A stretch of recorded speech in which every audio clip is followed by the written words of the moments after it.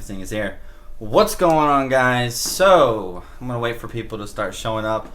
This is another one of my just off the cuff live streams. So yeah, I'm gonna wait for at least somebody to get into here before I start talking. So I'm gonna get the live stream set up on my computer. 3 people with 3 thumbs up. Y'all are amazing. Hold on just 1 second while I get this set up. Get my chat going. What's up, Java? Java Link? I've never oh, never mind. No, I've seen you before. So 9 people. Yes. Hey, Logan. What's up, Chris? So this is a little bit earlier than I normally do my live streams. I tend to do them more on the weekends, just because it's a little bit easier for me. But today I literally have, less than 2 hours. I got about an hour and a half of free time today, and I was like, what the heck? I need to upload a little bit more, so we're going to do a live stream right now just because it's a little quick and easy. How long does it take the reserve check to get into the bank? All right, so I guess I can go ahead and start answering a question. Hey, man, how long does it take the reserve check to go into the bank? Well, if you're talking about like military pay, it's the 1st and the 15th of the month, and it's just that day. So pretty much all the processings go through, so that's pretty much it. So I just watched to learn more. Hey, so if you have notifications on my videos on my channel, that's awesome. I haven't even thought about that as a thing. I know a lot of YouTubers are like, oh, hit this bell button and turn on notifications and do this, and I don't want to do that to you guys. I don't want to be like, hey guys, hit notifications and make sure y'all see every single time I upload. I want you guys to watch what you think you should watch. So the fact that some of you guys have, notifications set on for me and my channel, I'm like, that's pretty freaking awesome. It makes me really feel good about myself. So my mouth is already starting to get dry from talking a little bit. In the last live stream, I didn't have any water bottles with me at the time, so I had to go get some. But I got a water bottle today. So that's the thing. I'm going to raise my chair up a little bit too. All right, so let's see here. I'm trying to figure out. I probably should have thought about this beforehand. I'm gonna adjust some stuff right here. We're gonna move the camera a little bit, just so you guys don't have to see the side of my face so much. We're gonna go like this right here, so I'm just a little bit closer whenever I am reading your guys' comments. And dang, y'all are kind of blowing it up right now. Alright, so we're going to answer some. That is the goal of these live streams, to answer all y'all's questions. So, love the flag in the background. Yes, so the flag right here, it's pretty cheap. My actual goal, let me show you guys. My actual goal was for this wall, and I got a pretty ghetto room set up right now. But for this wall, I wanted a huge wooden flag. I kind of wanted to build it myself, but I don't necessarily have all the tools. But that's what I wanted to do. But in the meantime, I was like, I need to put some kind of flag up on the wall. I've never had this much wall space before, so I did it, and I think it looks pretty cool. That's also my basic training photo that I talked about before. That's some tannerite. That's some explosive stuff. So, well, I want to drill alright, so John asks, well, I want to drill the 9th and the 10th and didn't get paid. What should I do? So you went to drill this past weekend is what you're saying. If that's the case, then you're probably not going to get paid on this, today, the 15th.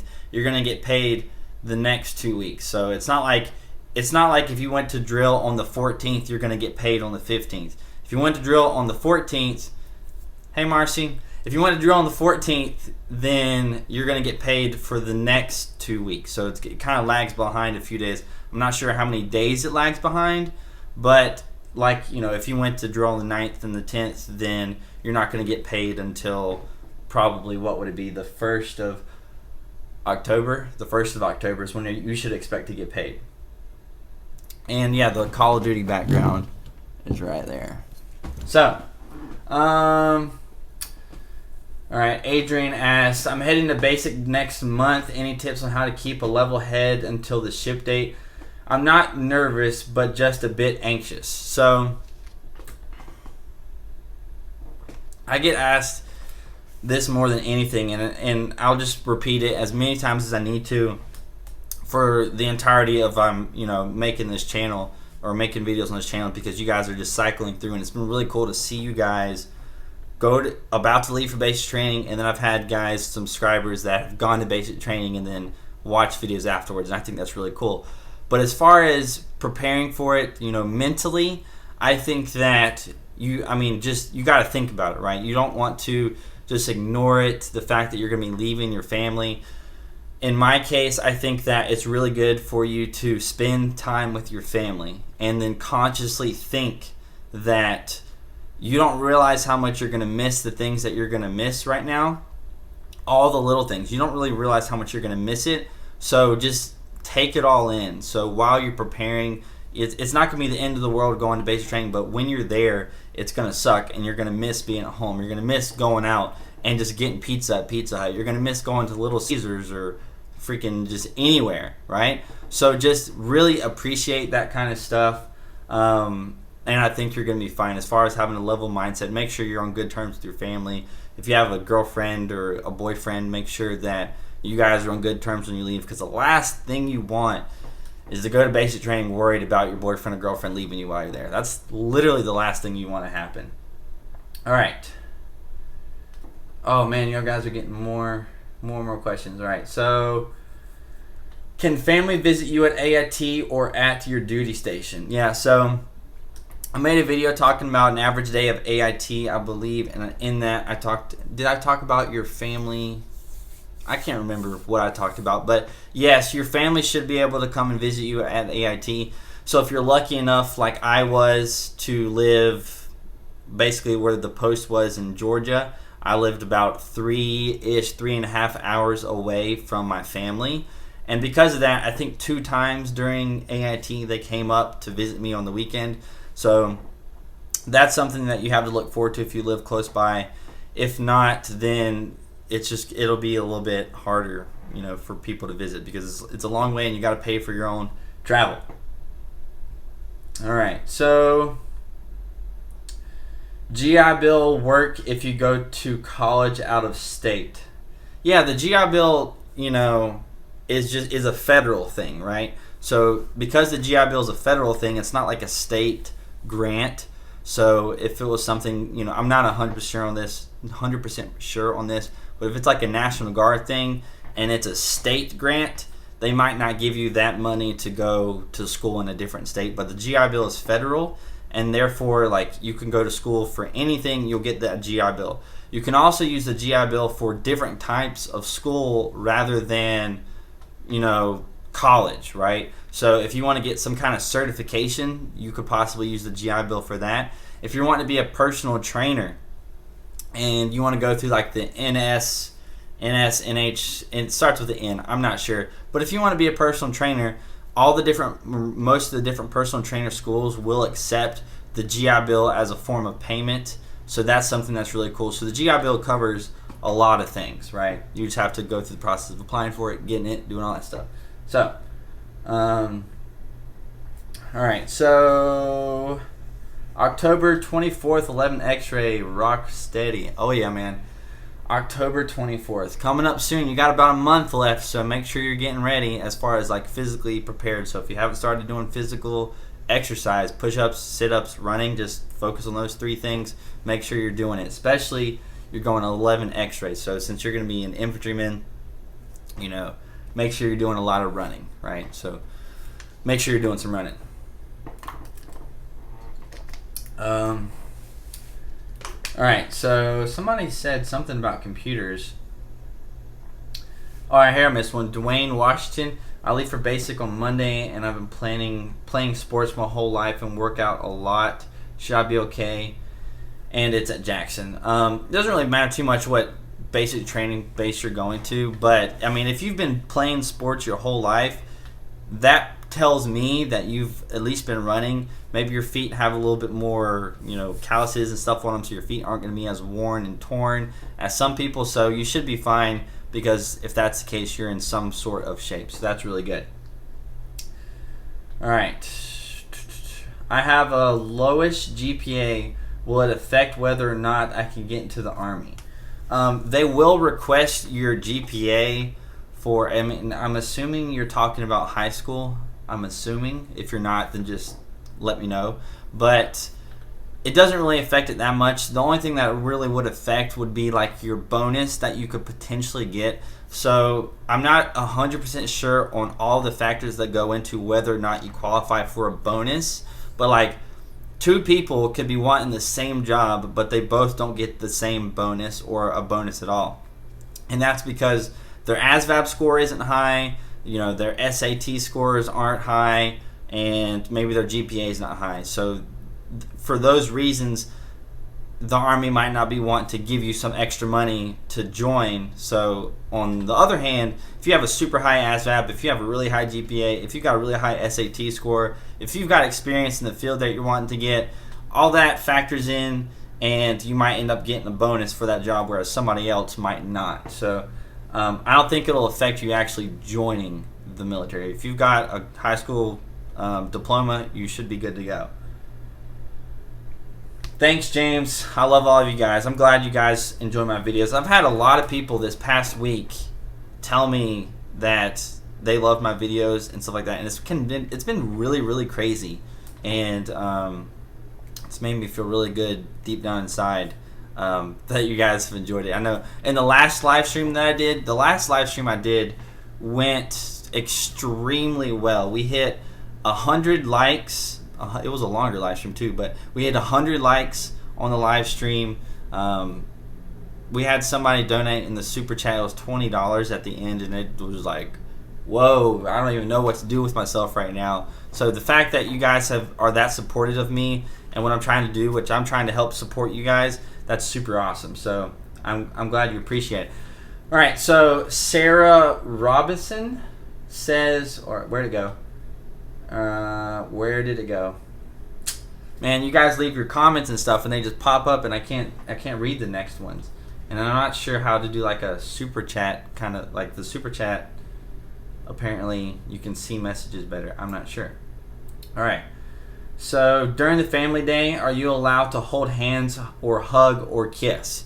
So, and it's all right. So across the board in the Army, in the military, if you are in uniform, you are not allowed to like be all lovey-dovey and hold hands and kiss and have your arm around your spouse or whatever. You're not allowed to do that. The only time, you'll see pictures and videos of people when they first see each other, giving each other a big hug and kisses and stuff like that. That is the only time that it's okay for you to be really lovey-dovey with your spouse. So when you're about to leave, you want to give them hugs and kisses bye.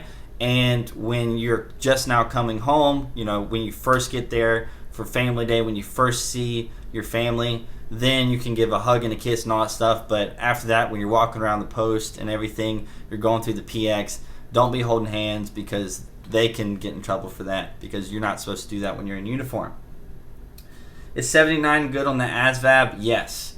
So good on the ASVAB is also a relative term, in my opinion. The way the ASVAB scores work is if you got a 76 on the ASVAB, that means that you scored higher than 75% of people. So you scored in like the 76th percentile. I'm not sure if that's technically verbally correct, and that sentence isn't correct.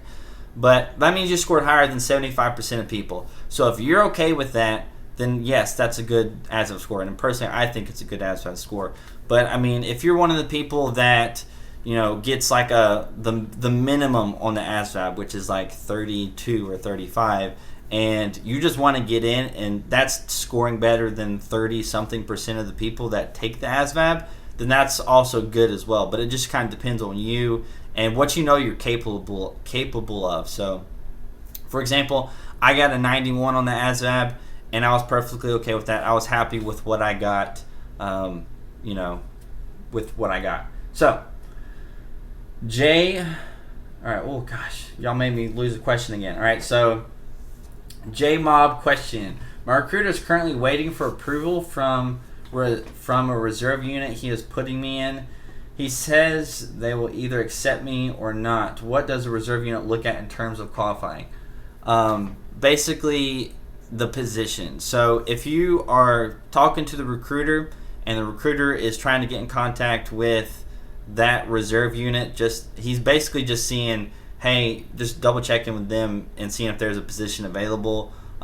Maybe they might have some kind of specific requirement where they're going to ask them, do you have experience in the field that you want to do? I was a 25 Bravo, so they could have asked if my major in college, if I went to college, like what's my major, which is computer science. So I wouldn't worry about it too much. There's really nothing that you could do or not do that's going to affect that whole outcome. But basically, you should be fine. If there's a position available, you should get it. Hey Cynthia, I see your message. I'm glad you made it to the live stream too. All right, so John Hallman, I needed a 50 on the ASVAB to go active, but scored as 49 on the ASVAB. So I went in the reserves. Can I still go active if my unit signs a conditional release for having to raise my ASVAB score? So basically, if I'm hearing this correctly, you're about to join the Army, and instead of doing what you wanted to do because you didn't get a 50 on the ASVAB, you are now doing something you didn't want to do, right? I don't think you should have done that in the first place, but if you sign the papers for active duty, that's what you're getting. Or if you sign the papers for reserves, that's what you're getting. If you want to go active duty, that's something you're going to have to work out with after the fact of you going through basic training in AIT, and when you come back to your unit, then you can work on trying to get that conditional release form.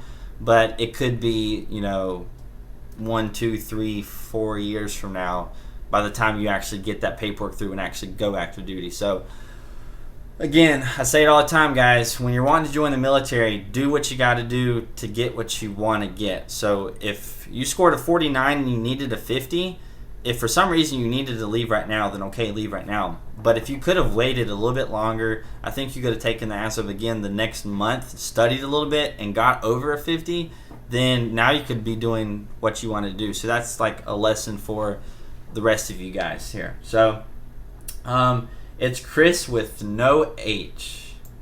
That's really interesting. Chris with no H. Okay. Have you ever thought about being a recruiter? Technically, yes, but not in a serious way. Kind of in the same way that I've thought about being a drill sergeant. I think it would be super fun being a drill sergeant, but then it would get old really fast.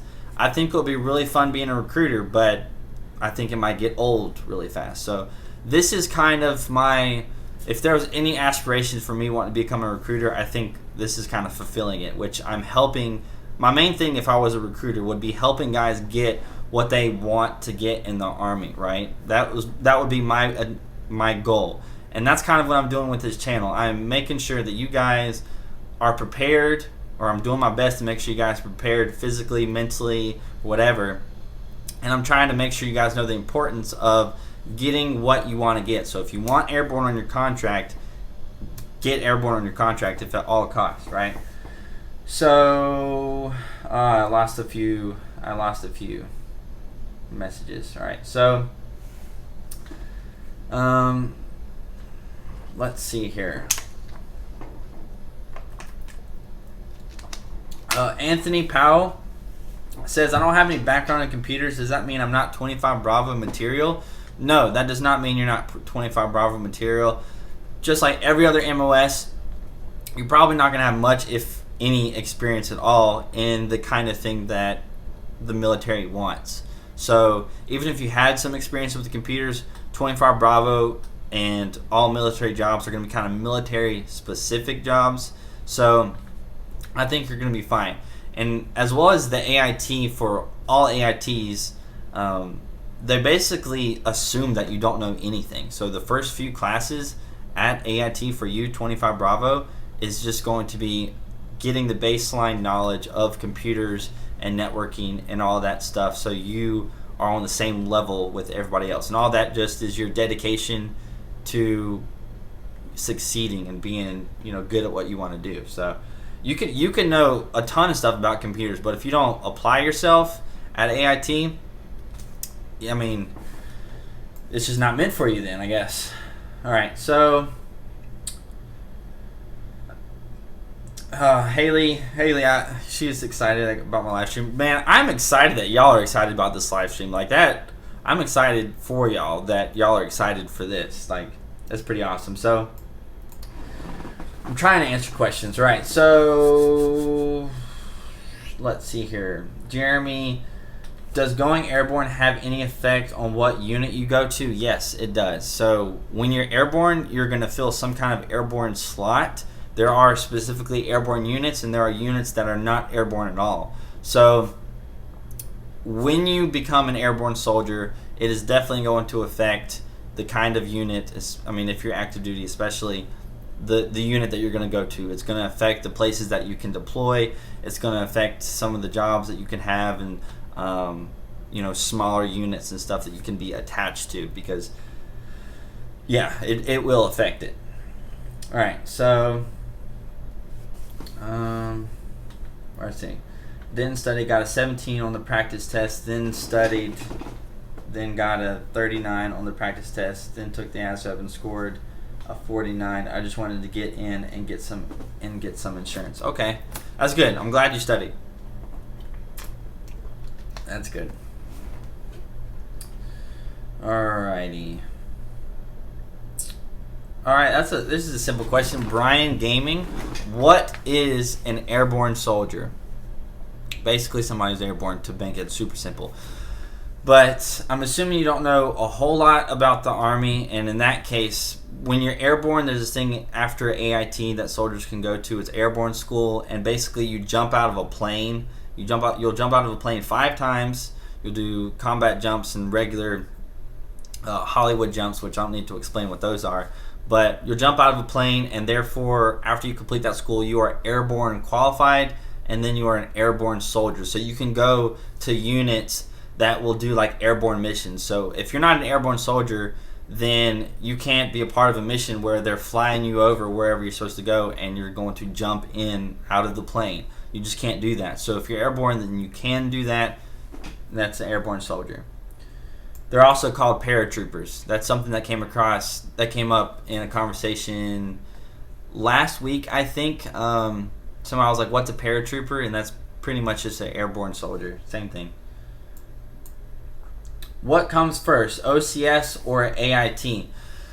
So OCS is for officers. AIT is for enlisted soldiers. So neither. But if you are going straight to OCS after basic training, that's what's going to happen. You're going to go to basic training and then OCS. You're not going to go to AIT because that's not going to be the same training that other people are going to.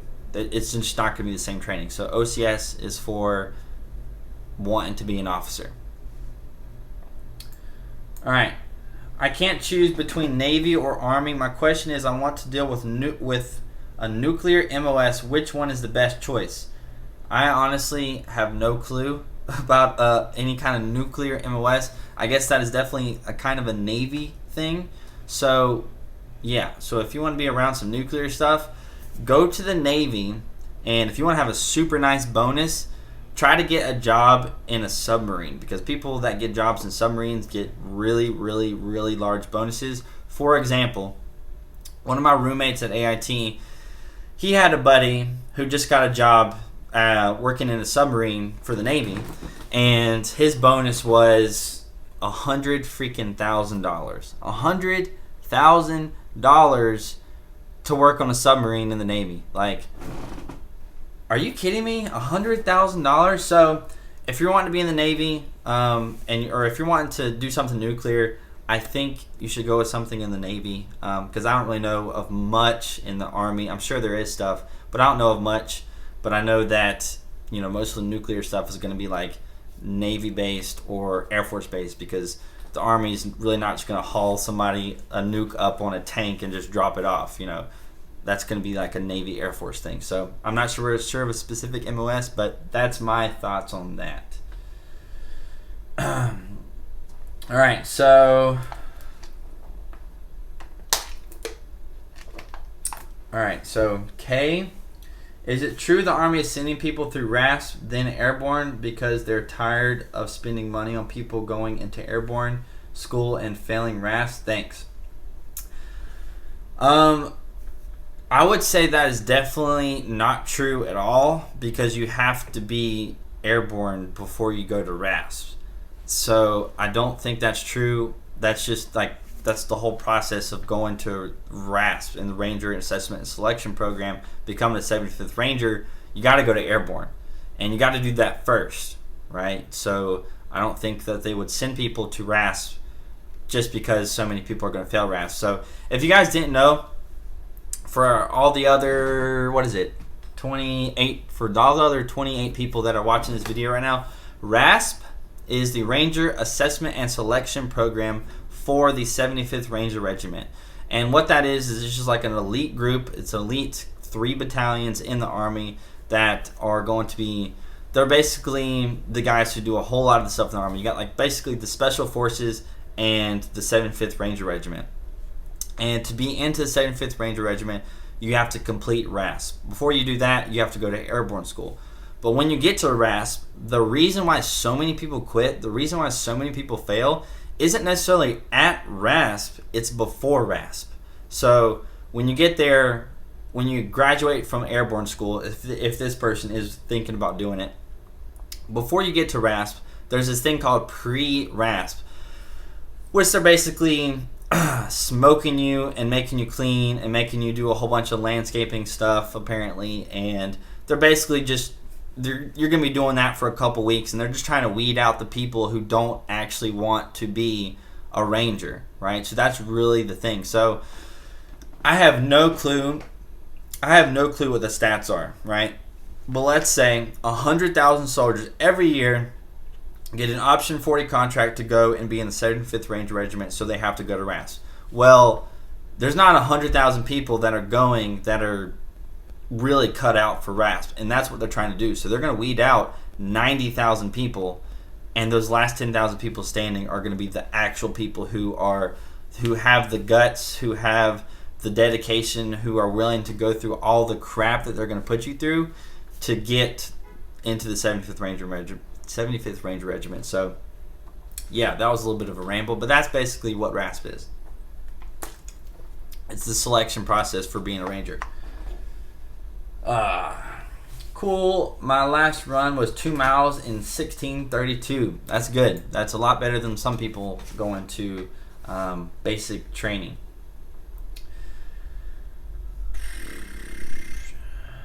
Do you have any idea about the waiver policies, like major misconduct waiver? I'm not 100% sure, so I will say no. I don't know much about the waivers because I've never needed a waiver for anything.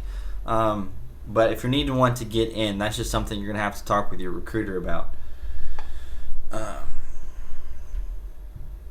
Do you have to have airborne in your contract to become airborne? Yes, if you're talking about going to airborne school immediately after AIT. You do not have to have airborne in your contract to be airborne, but then you're kind of gambling at it because you don't actually know if your unit will allow you to go to airborne school. Have you ever had an experience with an MRE? Usually people who have had a funny story about it. Have I had a funny experience with an MRE? Not really. I mean, I can talk about MREs and kind of for a second. So this is a little funny-ish story that most people will tell you who are in the Army because it just happens. So when you're at basic training, they're going to issue you out MREs. And in these MREs, there's some good stuff and there's some crappy stuff. And everybody has their own personal taste. So for me, I may not like the granola cereal stuff that's in like one of the breakfast MREs, but I know some people who really like it. So when they pass out MREs, it's kind of like the opening hour of the stock market exchange. So when the stock market opens the beginning of every day, there's a whole lot of trading that goes on. And that's kind of like what happens whenever people pass out MREs. People pass out MREs, you bust them open, People are like, hey, I got this. What do you want? I got this. I got some peanut butter packets. What can you trade me for that? I got this pudding, and I want to trade this for that. I got a chocolate brownie, and people want to trade good things for other things. And peanut butter is like gold when you're in the Army and in MREs that's really all you eat. So you can trade a lot of things for peanut butter and things that make peanut butter and jelly sandwiches. So that's something that's kind of funny. I think it's really interesting that it's kind of like the opening hour of the stock market exchange. But as far as like a funny story, I don't know. I mean, the only other funny thing I could think about was my first MRE. I still remember it because of this story. And I got the tuna MRE. And in the tuna MRE, you don't get a heater. And I know you guys probably don't know what a heater is, but it's the thing that you basically pour a little bit of water into it and it'll heat up your meal. Well, in a tuna MRE, you don't get one. And the drill sergeants were yelling at everybody and telling them to make sure they turn their heaters on because you have to put water in your heater before you throw it away. You have to like ignite it, right? And I didn't have one, and I was like, what the freak? And I was looking around and I was like kind of frantically searching for my heater, but I didn't know that the specific MRE that I had didn't have a heater. So that's kind of funny. Looking back on it, I was kind of worried. I was like, crap, this drill sergeant's going to yell at me. Like, I don't have my heater. I don't know where it's at. Blah, blah, blah. All right. So, Sheena. Question. I'm going to see my fiance graduate from basic and saw I needed a pass, but it's next week and don't know if I'll get in time. What happens when you get on base? Do they just check IDs?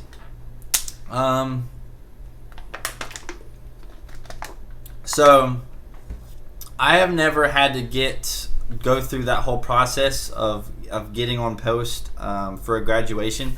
Whenever I went to my brother's basic training graduation, I was already in the military, so all I had to do was just show him my military ID and I could just go through. And I can just do that for any post anywhere, so I didn't really have to worry about that. But you should have gotten something in the mail that describes the whole process that you have to go through. You should have given them like a list of names. You should have given them a list of names of people that were coming so that they can run background checks on you. But once you do get to the gates of the post, so if you're going to Fort Jackson, once you get to those gates, they will check your IDs. You're going to have to possibly, I believe, get some kind of pass, like a day pass or something for your vehicle. But I'm not 100% sure, but I don't think it's too late for you. I don't think it's too late. It's not.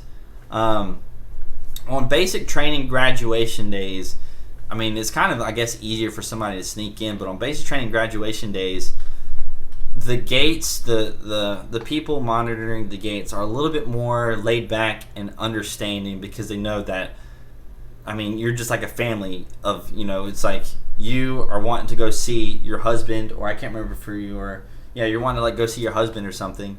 Like, they understand that, so like, I mean, you could possibly get through, so I wouldn't worry about too much stuff. But yeah, you should be good as long as you are adamant over the next couple weeks. But yeah, there's a little process, and you should have gotten that paperwork. All right, so Austin H. I've been shooting 3 times a week for around a year now. Any tips before I go to basic training? So if you've been shooting an AR-15, then I think you are good. If you've been shooting a pistol or a shotgun, that really doesn't help you at all as far as shooting and qualifying in the Army. When are you leaving? I've been shooting from before I leave. All right, so if you're leaving anytime soon and you haven't been shooting laying down, you need to shoot laying down. So the 3 positions you're going to shoot in the Army is going to be in the prone supported, prone unsupported, and the kneeling. So 2 of those, you're laying down. The other one, you're kneeling. So if you haven't been practicing those positions, you need to do that. If you've just been like standing up shooting, it's not going to help you because there's different mechanics and different positionings for each position that you're going to be in, right? So you need to practice shooting laying down and also shooting with iron sights. I know a lot of people that go into the Army and they're like, oh yeah, I've been shooting for a year and I shoot all the time, but they have scopes on their weapons. Well, that doesn't help you at all whenever you're trying to shoot iron sights with an M4 or an M16. It doesn't help at all. So make sure if you are practicing shooting, if you still have time, make sure you're shooting with iron sights that are similar to that you're going to see in the Army on an M4. Hey, there's Donald Trump again. Donald Trump. All right, so at what point will you have to take the OPAT? If you're going into a combat MOS before, I'm not exactly sure, but at some point before or during the recruiting process, you'll have to do it. Is it true MREs prevent you from crapping? Pretty much, yeah. Especially if there's these cheese packets in MREs that will clog you up, and they really will. So especially if you're eating those cheese packets, there's usually like one in every MRE, and if you're having 2 MREs a day, man, you're like, yeah. Some people don't go to the bathroom for like a couple days, but I've never had that issue. But I've never really ate that much cheese in the MRE, so I think the cheese tastes a little bit weird. It does. It tastes a little bit weird. All right, so Tevin again. I'm just curious. I leave for basic in a few weeks. I don't know if I have to take it before, during, or sometime after. Oh well, if you're leaving for basic in a few weeks, it'll be before basic. Should be, as far as I know. As far as I know. What's up, Leo? Did you like the COD World War II beta? Yeah, if you saw on my Instagram, if you guys haven't followed me on Instagram, my Instagram should be linked in the description, as well as my Snapchat. But yeah, I posted on my Instagram that I was playing the World War II beta. I have an Xbox One, by the way, if any of y'all are curious. Maybe I'll do like some playthrough. But I haven't played Call of Duty in a while. Reason being is Call of Duty hasn't really been Call of Duty to me and what I've liked for the past like 3 or 4 years. So I haven't really played much in the past 3 or 4 years. And Call of Duty World War II brings it back to the basics, right? So whenever I was playing the beta, the thing that I hated the most about Infinite Warfare, I only played Infinite Warfare for just like a few minutes, it seemed like. The thing I hated the most was it seemed like every few seconds you were just dying from some, not even score streak, just some crazy one-shot kill weapon. There was so many of them, and I hated that. I feel like in a game like Call of Duty, like when you're dying all the time and it's not your fault, then it's really sucking. I don't like it. So in World War II, there's a lot less of that, if none of that. So there's a lot less deaths that aren't your fault, and that's what I liked about it. I also liked the older setting. I thought that was pretty cool. So, but yeah, that's a little bit about Call of Duty. So, what's the OPAT like? Is it possible to fail? Yes, it is possible to fail. So what the OPAT is, I'm going to go ahead and explain that because I've had a few questions on it. And I've also had a request to make a video on it. I'm not sure if I'm going to do that or not, but the OPAT, I'm not sure what it stands for, but it's basically a test that will see how qualified you are for certain jobs in the military. You'll have like heavy duty jobs, which is like infantry, combat MOS stuff, and then there's lightweight and like a smaller weight. I'm not sure what the levels are, but there's like 3 levels, and you're going to be doing like a deadlift. You're going to be basically doing like these, sprints back and forth. You're going to like throw a ball. You're going to jump. And that's basically it. But to pass is pretty easy. It's just how well you do. And also, it's, for me and for a lot of people, it's also really easy to max out and to get heavy on. So I would not worry about the OPAT. If you don't know what it is, don't worry about it at all. You should be fine. You will be fine. I believe in you guys. You guys are going to be fine. If you have to take the OPAT, you're going to be fine. All right. Question: do MREs ever expire? Yes, MREs do expire, but they have like a couple years. I have a couple of MRE boxes that I plan on using like for camping or something like that, but my unit gave them to me because they were just like extra left over, and they asked if I wanted them, and I was like yes, because MREs are like $10-12 a thing. And I got 2 boxes of 12, so that's like a couple $100 worth of MREs. So I was like, yes, I will take them, but they don't expire. There's a little sticker on top that shows you how old it is. So, SOTI Pro, should I get extremely fit for basic, or will that only make the entire process harder because of more expectations? So you're asking if you should be extremely fit for basic training. If you have the ability to become extremely fit for basic training, yes, I would say to do that. Yes, that it might bring some more attention to you. So if, like I've said before, if you get a 300 on your PT test, that is going to get the drill sergeant's attention, because more than likely there's only going to be like 1 or 2 or 3 people in the whole platoon that are going to get a 300. So yeah, you could get more attention, but I don't think it's going to raise expectations. If anything, they're going to yell at you maybe a little bit less, because they know that you're in shape and you did what you got to do on your own time to prepare for basic training. So I think at all costs, be in the best shape of your life before going to basic. Have you ever taken the D-Lab? No, I have not. I have not taken the D-Lab. I honestly don't even know what that is. What is the D-Lab? At some point in time, I kind of want to like change this camera angle over here, but there's no room, so that I can like Google stuff at the same time, and I don't have to like have my face turned to the side. So that's a thing. All right, so Joseph Jones, if I return for basic training and my unit is deployed, will I get deployed as well? I'm in the National Guard. So are you doing split ops or something? If you're doing split ops and you've only done basic training, no, you're not going to deploy.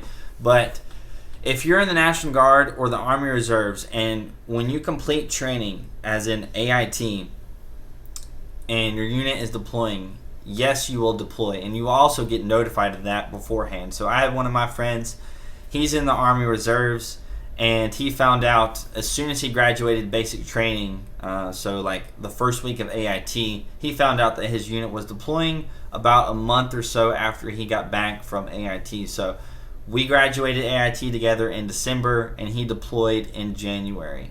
So, and again, he's in the reserve, so it is a possibility. Do you suggest military police for the Army? Yes. I think they get a lot of heat for certain things for being like douchebags, which, I mean, it's just like, I guess, normal cops. Some are good, some are bad, but the MP in the Army is a job where it'll be pretty cool, and as well as, you know, if you want to be a cop on the civilian side, I mean, there's really no better experience or foot in the door than just becoming an MP in the Army.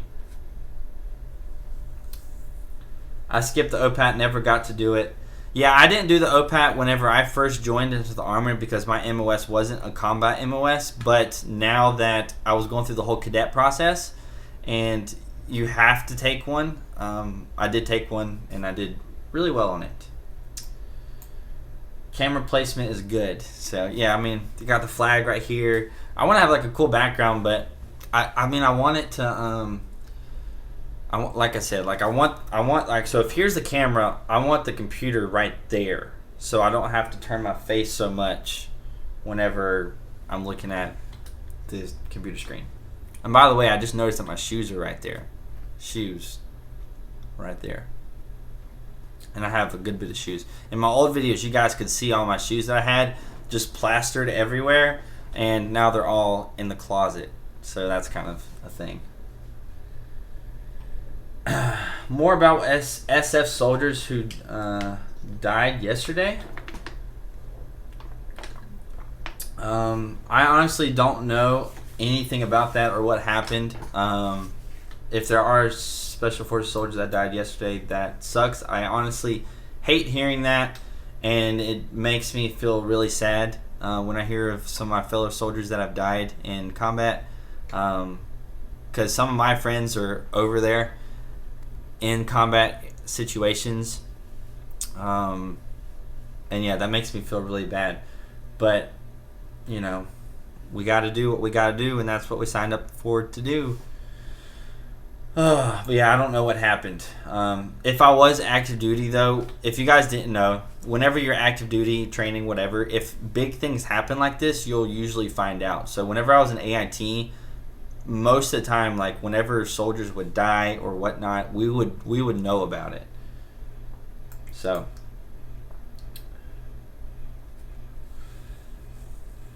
Alright. It's a test you do. It's a test you have to be human intelligence. Defense Language Aptitude Battery is what it's called. They make up a language and they test you on how easily you learn it. Oh my gosh, that D-Lab, I would never want to take that crap. Man. Having to take it for 35 Mike. So, yeah, I would never. I hate learning new languages. I know whenever I was in high school, I took Spanish class, and I mean maybe it was just I was a lot less dedicated back then, but man, freaking learning some crazy new language and getting tested on how well I pick up on it, that would suck. Now, if it was a computer language, I could pick up on that pretty quick, but a regular language, no. I wish I passed the ASVAB in school. Now I really want to join. I forgot so much stuff already. Just been out 2 years only. Dude, if it's been 2 years, you took the ASVAB 2 years ago, just take it again if you really want to join. Just take it again. So, that's a thing. Also, I want to remind you guys, hit that like button. Hit that like button. That would be awesome. All right, so how much longer am I going to do this live stream? Let's see here. It's 46 minutes right now. I know you guys can't see how long I've been doing this, but it's been 46 minutes. And I got about an hour and a half of free time right now, so I'm kind of filling it for you guys. What is basic training graduation like? Basic training graduation is like one of the best times of your life. You feel like you've accomplished something bigger than yourself. You feel like you are officially a part of something bigger than yourself, and for most people it's the first time that they've ever experienced anything like that. For a lot of people, graduating basic training is the biggest accomplishment they've ever had in their life. So what's it like? As far as how you feel, you'll feel like you've done one of the greatest things you've accomplished one of the greatest things you'll ever accomplish. That's kind of how it feels. But what is it like as far as from what you're going to do aspect? There's not a whole lot to it. You basically march up on the field, there's a speech, and then your family goes down and greets you. And that's pretty much it. You do a little march by. You march by the there's a process. There's something that's called, but I don't remember what it was or what it is. But you walk by the stage or the bleachers, wherever you're at, and you're going to do a pass and review, which that's what it's called, a pass and review.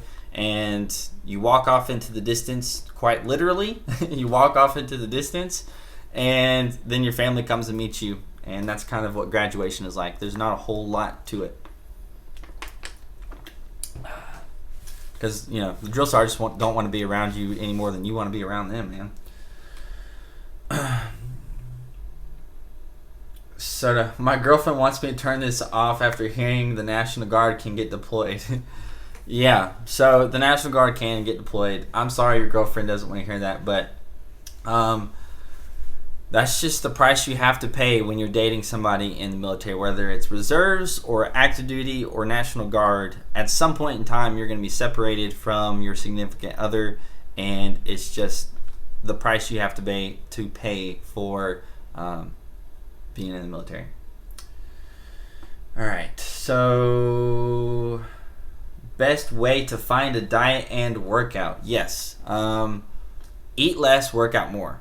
That's pretty much it. To not go into too much details, eat less bad food. You know what's bad food. I mean, you're not trying to be like some kind of crazy bodybuilder to go on a stage, so you know not to eat McDonald's. You know not to eat candy. You know not to eat fatty foods, which is pretty easy to figure out. You just look on the back of the label. Eat less of that. And then exercise more. Work out more. Run more. Stuff like that. That's the best way to find it out. Other than that, you basically just got to Google and find stuff out for your own, or find somebody who's actually in shape and ask them what works for them. which I mean, I could help a lot with that, but I haven't made a video on it yet. I'm sorry, guys. I'm really sorry.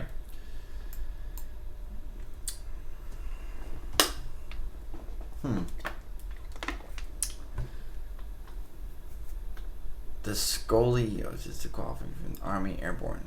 Let me see something real quick. I'm gonna Google something. What is it?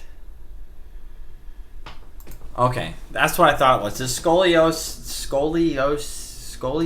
disqualify you from the Army or Airborne? And from my quick little Google search to confirm myself, it's like where you have like a curved spine. I am not sure, but if it's an issue, I mean that's a pretty major issue.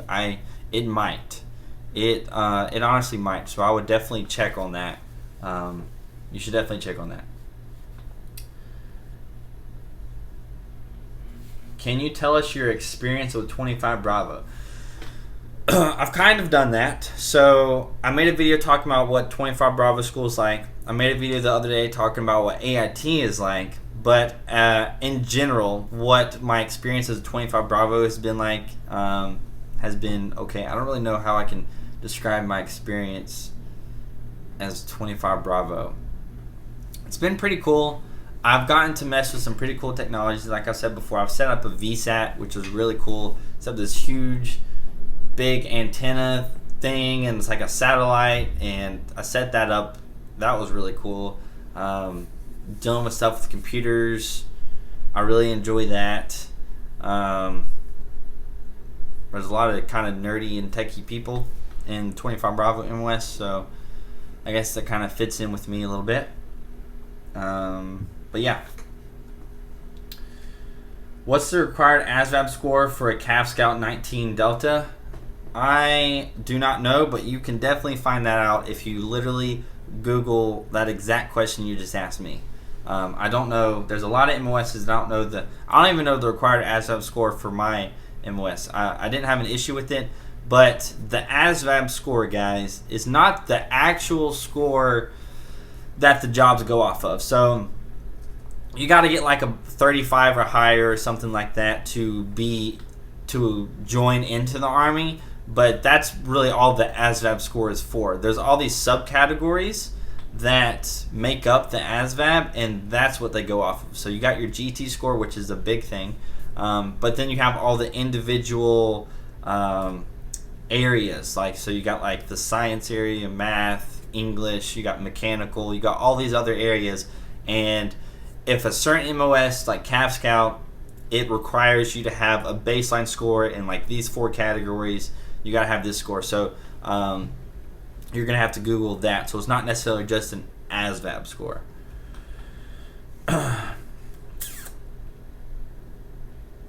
You mean CrossFit deadlifting? That's funny. All right. There's some question somewhere. Any MOS that you know of that does programming or like computer security? Yes, cyber is pretty much the only one right now. Cyber is also kind of what I'm trying to get into, and it's basically hacking and programming. 25 Bravo is it's computer related, a little bit of software stuff, but you're not going to be doing any programming. You will program a switch and a router, but it's not an actual like programming language. You're basically dealing with a command prompt there. Yeah, it says I need an 81 CO score.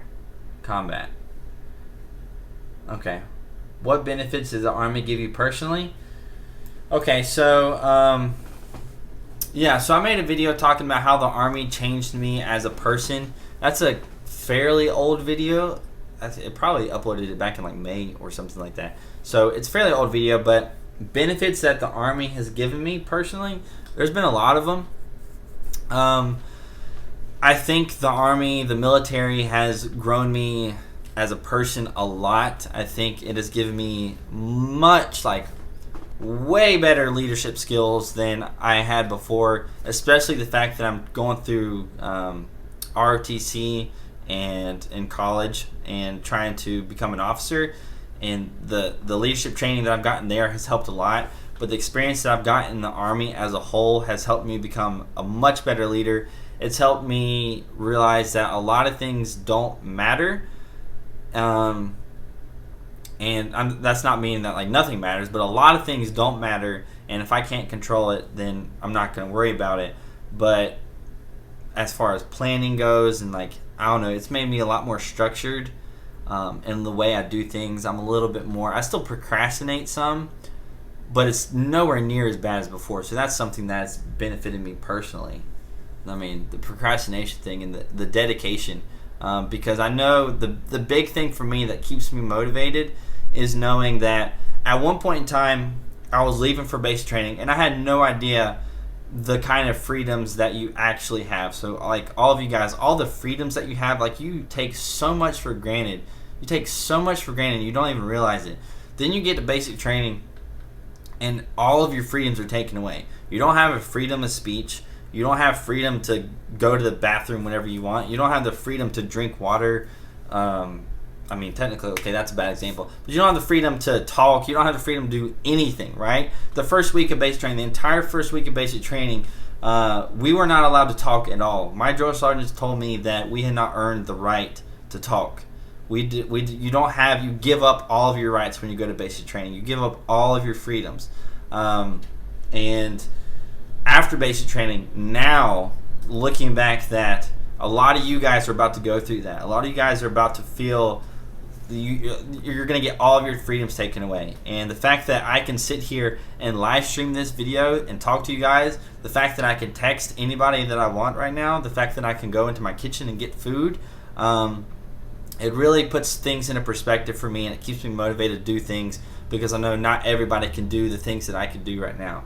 So that has that whole mindset shift for me has changed me a lot. All right, so that was a long-winded answer. Okay, do you think I will have enough time with basic training and AIT, about 5 months, to be prepared as possible for RAS? Yeah, if you really prepare yourself for those 5 months, yes, I think you will have enough time. But if you only run like once a week, then you're doing yourself a disservice there. Is there anything special you can do to prepare for Army Infantry basic training? Yeah, like I said, you got to physically prepare yourself, which I've talked about a bunch. Physically prepare yourself. If you want to get ready if you want to go practice shooting, that would be something.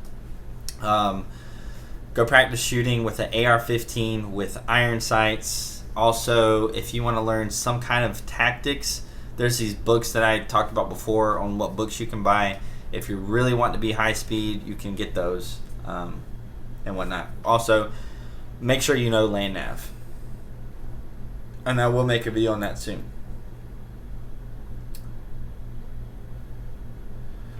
So after basic training and AIT, how many days or weeks does the Army give you of leave? Do you pay for your travel to go back to base? So you get 2.5 days of leave every month you're on active duty status. So 2.5 days. So in 2 months you'll get 5 days, and so on and so forth. That's how much leave you're going to get. So when you're at basic training and AIT, you're going to be accumulating this leave. And if you are active duty and if you go to somewhere on a post in the U.S. and you're not getting deployed immediately after training, then you can use some of your leave days pretty much whenever you want. You just have to apply, and you have to submit a packet, and you gotta let them know. You can't just be like, wake up one day and be like, I'm just gonna take today off and I'm gonna use one of my leave days today. You can't do that. But if you're deployed or anywhere, right? If you are in Washington and your family's in Florida, if you are in Kuwait or South Korea and your family is over here in the United States, and you want to take leave so you can go see your family, you will be paying for that. You yourself, the Army will not pay for you to go see your family, right? The Army will not pay for you to go see your family. So a flight from South Korea to the United States is expensive. A flight from Kuwait to the United States is expensive. A flight from Washington to to Florida is pretty expensive. So a lot of people don't take as much leave as you might expect because it's kind of expensive just for the flights. But if money's not an issue to you, you can do that. But what a lot of people do is they'll just save up their leave days and take like 2 weeks of leave a year, 2 weeks of leave every 6 months. So yeah, but yeah, you gotta pay for your own travel.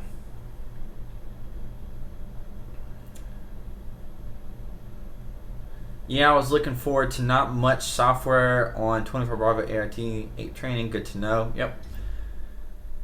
Are you doing 4 years of your current MOS and then another 4 years of cyber? So I didn't even finish 4 years of my current MOS. I was 25 Bravo. I did that for essentially 2 years before I became a cadet. And now that I'm a cadet, I am no longer a 25 Bravo. People ask me what my MOS is all the time. And I think it's 09 uniform, but that's just like a placeholder MOS. I really, as far as the Army's concerned, I am not a 25 Bravo anymore, so that's that. And I'm not going to find out my branch in the Army that I'm going to get as an officer until this November. So I'll make a video on that in November, so you guys can look forward to that if you are still going to be here. But in November, I'll find out which branch I'm going to get. I'm hoping it's cyber. If not, it's going to be signal or military intelligence.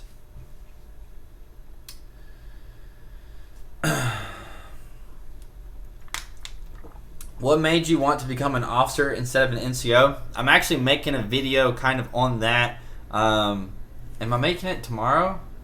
I think I might be uploading it tomorrow. I'm not sure. But I think that being an officer just suits me better, and that's really, to boil it all down, being an officer is more of who I am, and I don't like being the product of bad decisions. And when you're an enlisted soldier, you are the product of bad decisions.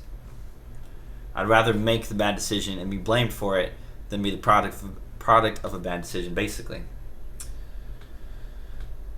You ever do a collab with another military YouTuber?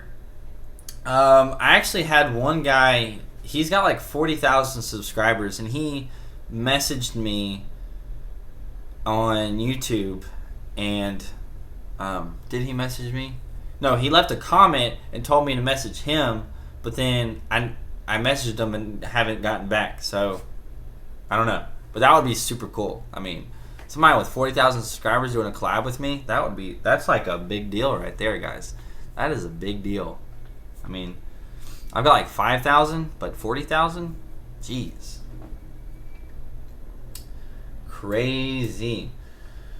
Alright, so if you have a week and a half between basic and AIT, do you know if you can go home in that time span?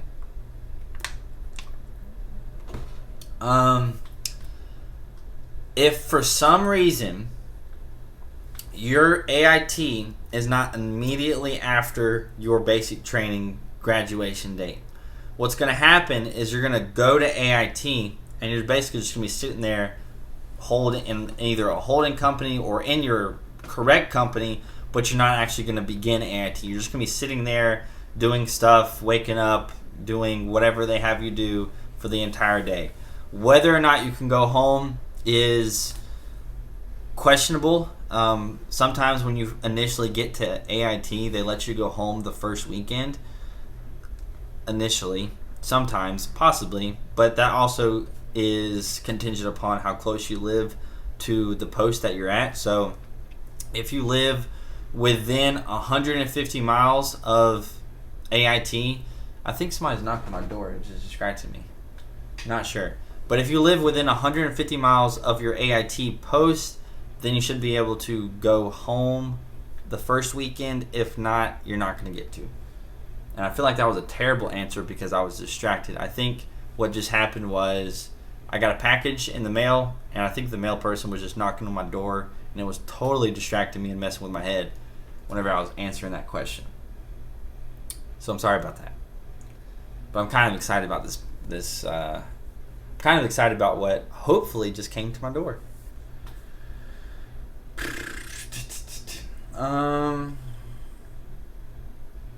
All right, so Tyler Milner says, just got done with my talking to my recruiter about jobs. Apparently, I have no color vision, so I have 6 jobs to choose from.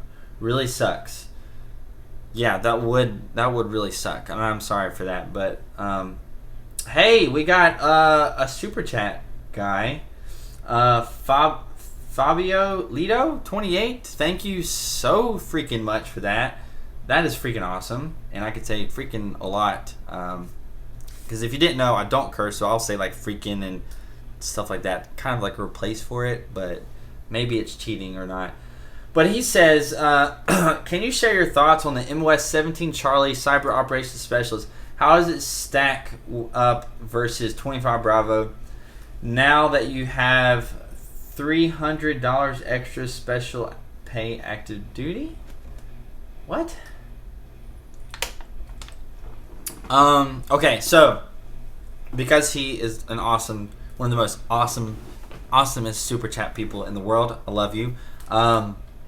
Basically, 25 Bravo is hardware, right? Think of it like that. 25 Bravo is hardware. You're going to be dealing with switches, if you know what that is, and then you're going to be dealing with routers, and that's kind of how the internet connects. You'll have your computer's Ethernet port go to a switch, and it directs where your the destination IP, and it hooks everything up, right? So 25 Bravo, you're going to be setting up the network, right? So you're going to be programming that, but it's not really programming. You're going to be writing on a command line telling this port on the switch is going to have this IP address, or this port on the router is going to have this IP address, and you're going to configure routes. And I think the stream just went offline. Did it go offline? Is the stream there? Are you guys there? Let me know. The stream just said it went offline. Are you guys there? I need to know. We're good. Okay, so that's 25 Bravo, right? Cyber, it's really weird. I don't know why it just cut off. But cyber is programming, hacking, defending, and attacking. So this is going to be primarily coding and programming based. I did an interview for the cyber branch, so they have to interview you and stuff. So I took a test for the cyber branch, and I did an interview for it, right? And on the test, it's fairly difficult. It was a lot more difficult than I thought it was going to be. But they're asking you things that are all programming based. They actually ask you, like, this function, what does it do? What is the output of this? Like, you have to have some kind of programming software experience for the cyber branch. You don't have to have any computer experience whatsoever to be 25 Bravo. You do, however, have to have programming experience, or a lot of just computer experience in general, to be a cyber soldier. So that kind of just tells you the difficulty of the two.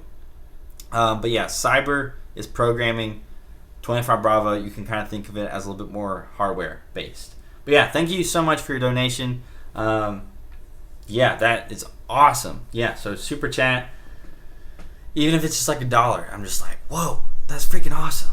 So, Prime Intensity says, hey man, have you ever experienced shin pain from running? And if so, how did you overcome it? Yes, actually I have. So, at basic training, I didn't really get them very bad at all. But the worst I've had shin splints or shin pain was this past year or so.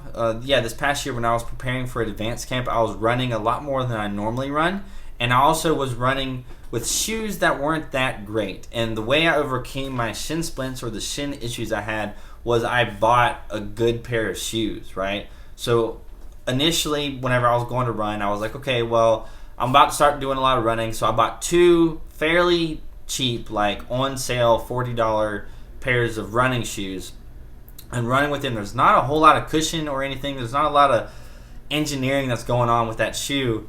And basically, there was a lot more of an impact whenever my feet were hitting the ground, right? So it was a lot more of an impact. Therefore, my shins were getting affected. And literally, all I did to fix that was I bought the nice, like, I'm wearing them right now. Don't feel like taking them off. But I bought, like, the really nice Air Max running shoes. They got a lot of cushion. They got the air bubble stuff under it. So it's just good for long distance running. But yeah, I bought a nice pair of shoes. That's basically how I overcame it, and I haven't had any issues with it since, even though I've been running a lot. So, well, recently I haven't ran a whole lot, but yeah, buying a better shoes I think made the huge difference for me. And if you're going into the military, if you're trying to run, like, it's just something I thought about it. I have never spent over $100 on a pair of shoes, and these shoes, I got my military discount, but I think I bought them for, like, with the military discount, like 140. But I've never spent over $100 on a pair of shoes, and I was like, man, I don't freaking want to do this, blah blah blah. But like, I'm viewing it now as kind of like an equipment that I use every single day, and that's kind of how I overcame myself, like wanting to spend a lot of money on a pair of shoes. But it was totally worth it for running. What financial benefits has the Army given you? Any bonuses? Please answer. Of course I'm going to answer. Of course. I try to answer all of y'all's questions. But yeah, I got a $15,000 bonus whenever I joined the Army. If you didn't know, after AIT, and after AIT for all of you, you will get half of your bonus amount. So that is $7,500 for me, and then it gets taxed. So I got about $6,000. I think it might have been like $5,800 or something like that. But they took out about $1,500 in taxes, so I got about $6,000. So that's a freaking awesome financial benefit for the Army. And I used that money to invest. And now that I've used that money to invest, I own a couple of mobile homes where I make from that initial investment about $500 a month, whether I do anything or not. So that's really cool. So the $6,000 that I used, I now get paid $500 a month to do very little to nothing. So that's really cool. But my whole thought process on that was, it's not very often that you just get like $6,000 just straight up handed to you in your bank account. Like, it was just direct deposit in my bank account. Like, one day I was just like, freaking A, it's there. Like, I actually got my bonus. Like, holy cow. It's not very often that happens. So I wanted to make the best of it. I didn't want to just blow it on a car. I didn't want to just blow it on whatever. I wanted to invest it. And I think that was definitely 100% the right decision, because I've already made back most of it. But yeah, but also the drill pay that I get, the extra $300 a month for drill, is also really cool. So if you take into account the $6,000 that was given to me by the Army for my bonus, and that I'm making $505 technically a month from that, and then you add in $300 a month from drill pay, the Army has provided me $800 a month that I don't really have to do anything for it. So that's really cool. As well as the GI Bill. The GI Bill is nice, and there's more financial benefits than people might think. So, all right, I'm gonna answer a couple more questions. Been going for 73 minutes, so it's a long time. Literally just got back from MEPS, signed CT. Thank you for help. Oh, thank you, man. Thank you for your support, and all that you guys are doing for me is awesome. They are offering me a $30K to be a parachute rigger with Ranger and obviously Airborne. Being that I'd be jumping as well, but that MOS sounds like trash. Yeah, so sometimes they offer bonuses to jobs that a lot of people don't want. And a parachute rigger is kind of one of those jobs. So basically, this is how your day is going to be spent when you're doing your job. You're going to have a crap ton of all these parachutes essentially just piled up over there, and you're just going to spend your whole day packing and packing and packing and packing and packing and packing and packing and packing and packing and packing and packing and packing and packing and packing and packing. And then keep on packing and packing and packing and packing and packing. You're packing all these parachutes that people are just going to use the next day, and they're going to show right back up at your front door. And you're going to do it all over again and again and again. It's not the greatest life in the world, in my opinion, but a $30,000 bonus is one heck of a deal. You can always do that $30,000 bonus, and then after your first contract of 4 or 5, whatever years it is, switch your MOS. But yeah, I mean, if they're offering you Airborne and Ranger, that's pretty cool. But I just saw that you have Ranger as well. So a Ranger, I don't know anything about. I know some about parachute riggers in general because my unit used to be a parachute rigger, and there's a lot of guys who used to have that MOS. But I don't know any Ranger parachute riggers. So that could be a whole nother awesome experience in and of itself. So that could be really cool. How do they determine how much you get for bonuses? Basically, the more qualified you are for the job, the more likely you are to get a bonus, because the bonuses are to entice you to come and get that job. So if you have a whole lot of experience in a certain field, you got a really high GPA, high ASVAB, high SAT, and it's a job in the Army that they're needing people with your particular skills, it might pop up that you have that bonus there. So when you go to the recruiter's office, they're going to have a list of all these MOSs, and some of them will have a bonus next to them. So all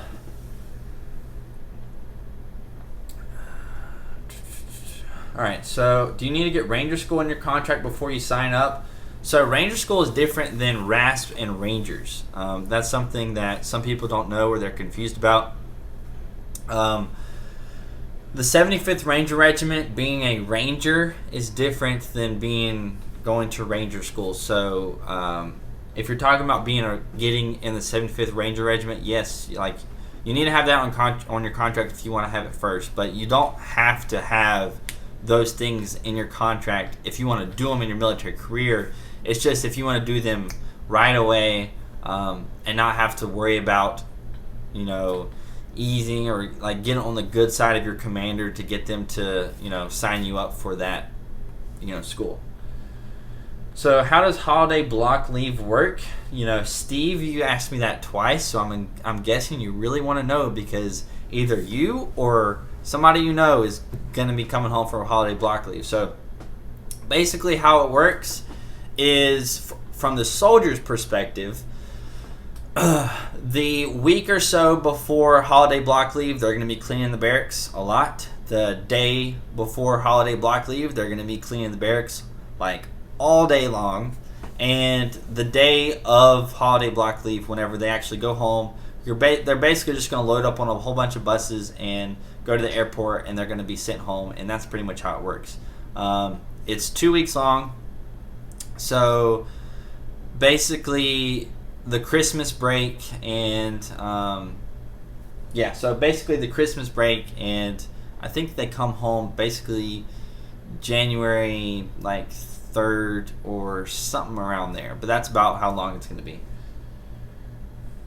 Hey, Big Daddy. What? The recruiter said it's only 8 parachutes per day because mental fatigue can be a hazard and people use those parachutes to jump and save their lives.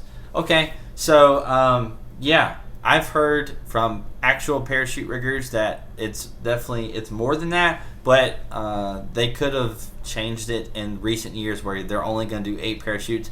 But rigging up a parachute and getting it ready to go is a long process, so it's not like it's only going to take you 10, 15 minutes to do. It shouldn't. So it should be it should be longer than that.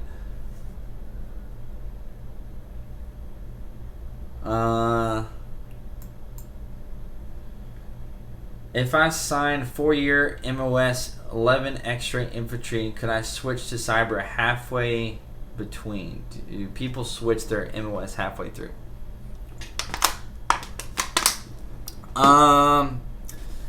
You're probably not going to get the chance to switch to cyber if you're going infantry. That's probably one of the most polar opposite MOSs that I can think of. So if you want to do cyber, you need to go for cyber. And I think it would be a lot easier for you to try and get cyber now. This is just my point of view. But I think it would be a lot easier for you to try to get cyber now than to join as infantry, which doesn't give you any cyber experience whatsoever. and then try to go to cyber. If you wanted to do a job that wasn't cyber and transfer, you should pick some kind of 25 series or I think 35 Delta. So a 25 series MOS or 35 Delta. I think 25 Bravo or 25. It might also be 25 Delta. I'm not sure, but yeah, that's really odd that you would want to do infantry and cyber. It kind of, I'm scratching my head a little bit because which one do you really want to do? Because both of them take a whole different kind of person and a whole different type of mindset that's totally different. So that's kind of confusing me right now when I'm thinking about it. But who said that? Clips. So which one would you rather do? If you got stuck with one of those two MOSs, cyber or infantry, which one do you actually want? And whatever that case is, go with that one. All right, so hey, Ellen Castro, thank you so much for your super chat. I got another. That's the second one, the second super chat user of the day. That freaking, I'm running out of words to say. Like, it's freaking awesome. Thanks for all your wisdom and sharing your experience with us. Greatly appreciate you, man. I appreciate you a lot. You're freaking awesome. You're amazing. But yeah, I'm super motivated by not just like the donations, but whenever you guys say good things about how I'm helping you, it really motivates me a lot to make videos, because that's kind of why I did this, right? So before I joined the Army, I was looking for videos like this, like mine. Like if there was somebody like me out there, I would have been a lot happier and a lot less nervous. But and that's why I'm making these, to help you guys out, and it makes me feel really good that you guys appreciate it. So that's freaking awesome. So, and also I guess the financial benefit helps me financially do this, because I could be working right now and making money, but it kind of just justifies me taking time out of work to do that. So that's also another good bonus thing. So I'm not like losing $15 to $20 an hour not working for an hour or two. So that's awesome. Steven, I also got a $5,000. I almost thought that was a $50,000 bonus, but it only goes up to 40. But I also got a $5,000 signing bonus. That's awesome. If you can get a bonus, because it's awesome. Don't listen to the other videos that say, "Oh, don't get a bonus." Like, why? Like, your 1 in a million scenario that happened to you should not justify somebody else not accepting free money, because it's like, it's a signing bonus. Like, just freaking do it. You just got to finish your contract, man. The only thing that can happen with that is if you get a bonus, but then you try to switch your job immediately. You got the bonus for that specific job, and maybe I should make a video talking about that. But you got a bonus for that specific job, so you need to finish out that time. That's why they paid you it. You've definitely helped me. I've been watching videos for all the info I need before I start basic. Yeah, that's awesome. Like I said, I wish there was somebody like me out there whenever I first started. Like, if you look at videos that are at least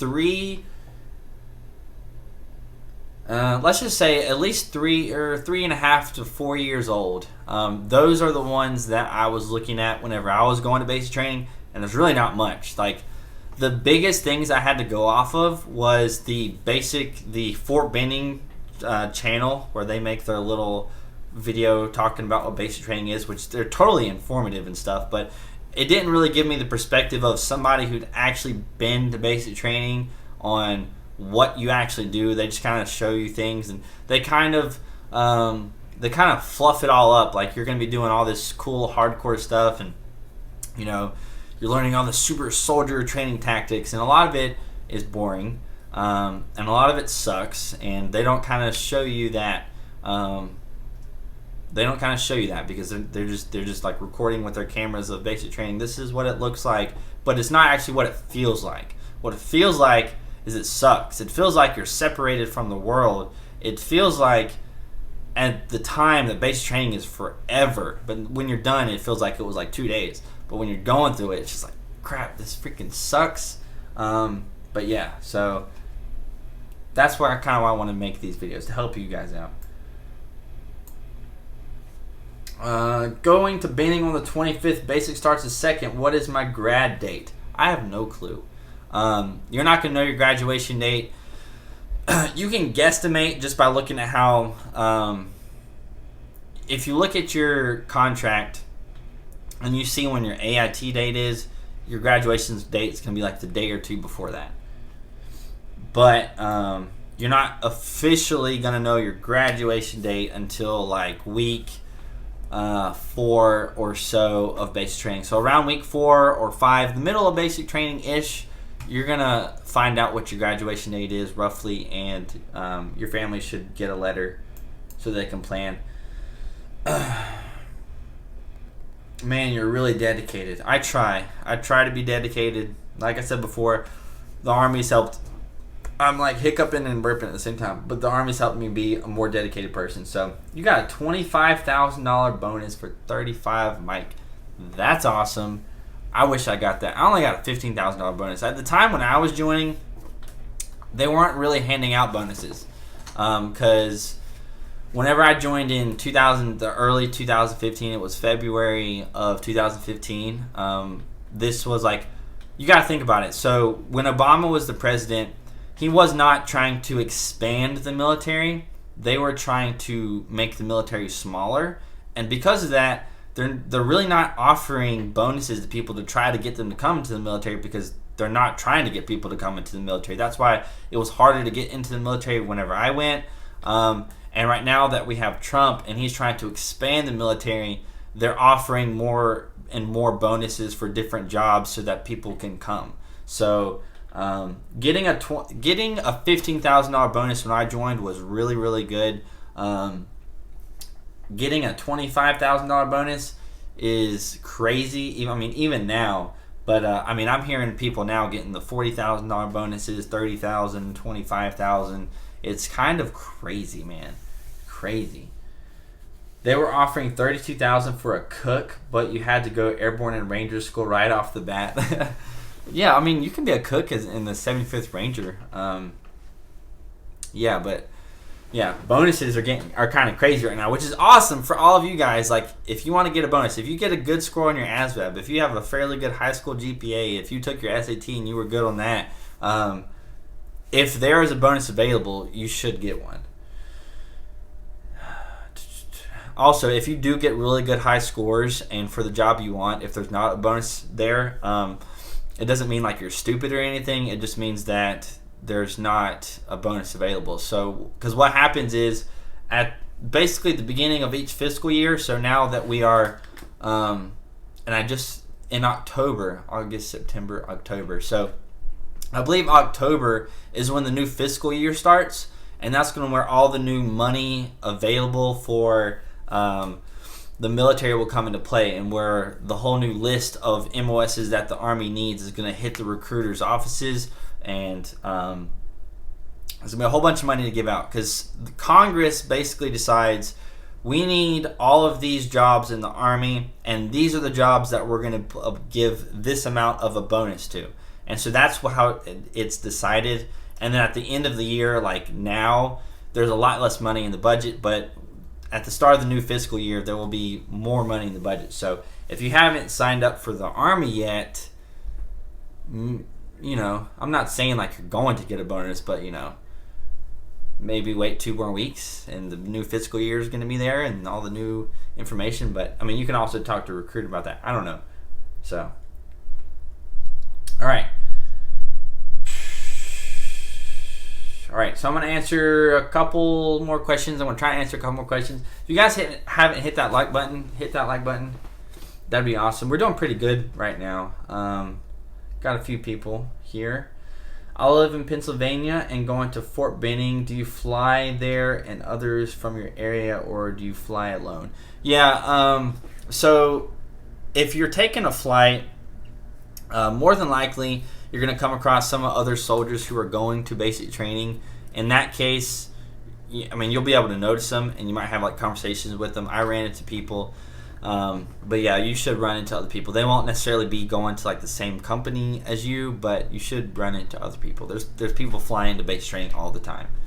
So, but yeah, if you are, I'm not sure what the distance is, but it's it's around 100 miles or so, sometimes more in certain cases. But if you're about that far away from, if you're within the same state of the base you're going to, you're going to take a bus.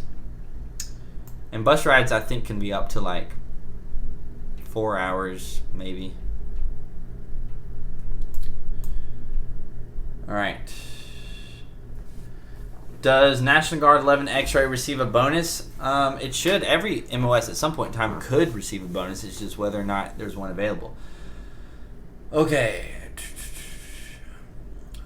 All right. Not last question, because I don't really know the answer to that one.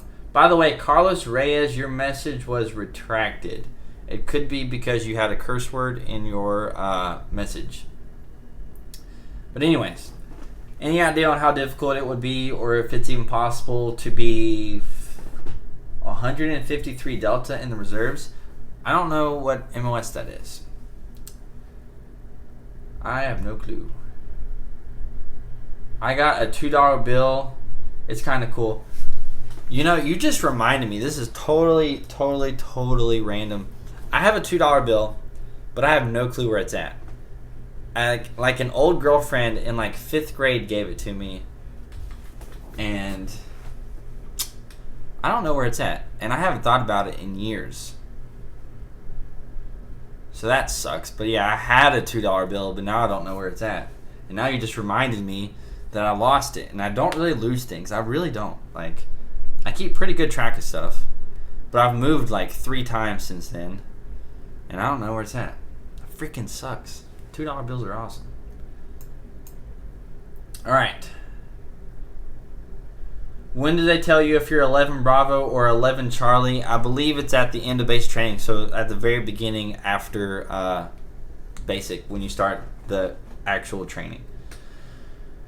Gotta go, Java. All right, yeah. So I'm going to go too. Yeah. Peace out. I should have a video. I'm gonna make a video. And it's going to be uploaded tomorrow. So be on the lookout for a video coming tomorrow morning. Whenever I do upload, I usually upload around 11 in the morning on Eastern Standard Time, so people can see it throughout the day, and I'll upload it at night. But yeah, I got a video coming for you guys tomorrow. This has been fun. I appreciate all of you guys. I appreciate all of you guys, the Super Chat users who donated. That is awesome. It really hits me and really shows that you guys appreciate what I'm doing, and I really appreciate that. But yeah, got a video for you guys tomorrow. I hope you guys enjoyed this video. I did. I had a good time, and yeah, hopefully I'll be back here for another live stream next week. But yeah, so have a good one, guys, and